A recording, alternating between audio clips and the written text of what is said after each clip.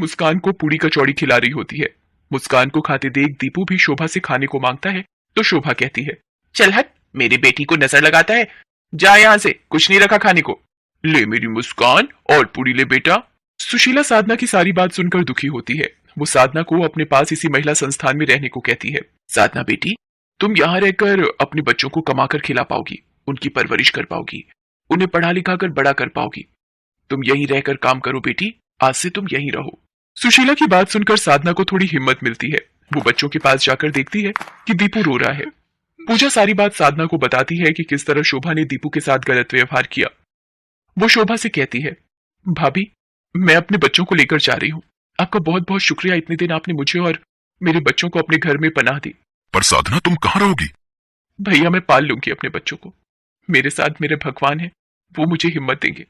सुशीला के कहने पर अब साधना ने दीपू और पूजा को स्कूल में डाल दिया था। दोनों बच्चे स्कूल जाने लगे। साधना सारा दिन मेहनत करती और बच्चों की देखभाल करती।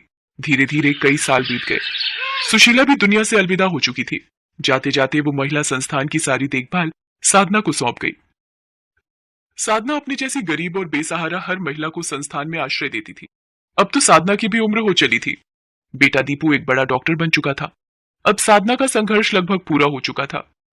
एक दिन जब दिनेश को साधना के बारे में पता चलता है तो वो साधना से मिलने उसके घर पहुंचता है। दीपू, देखना दरवाजे पर कोई है। आप यहाँ? कौन है बेटा, ऐसे चुप क्यों हो गया? माँ, पिताजी। आप यहाँ क्यों आए हो? मुझे माफ कर दो साधना, तुम्हारे जाने के बाद मुझे चांदनी की असलियत का पता चला। वो झूठी और मक्कार औरत थी। मेरे साथ चलो साधना, हम फिर से एक साथ रहेंगे। एक साथ रहेंगे? क्या आप मेरे बच्चों का वो बचपन लौटा पाओगे जो गरीबी में, दुख में इन बच्चों ने भूखे प्यासे गुजारा? नहीं लौटा पाओगे आप। मैं एक अकेली औरत दुनिया के तानों को सुनकर कैसे जीती रही इसकी खबर तक नहीं थी आपको। आप यहां से चले जाओ। दीपू इन्हें कह दे यहां से चले जाए, वरना मुझे पुलिस को बुलाना आता है। दिनेश को वहां से जाने को कहकर दीपू घर का दरवाजा बंद कर लेता है। साधना दीपू से लिपट कर रो पड़ती है। एक गरीब माँ का संघर्ष इतना दुख से भरा था, शायद उस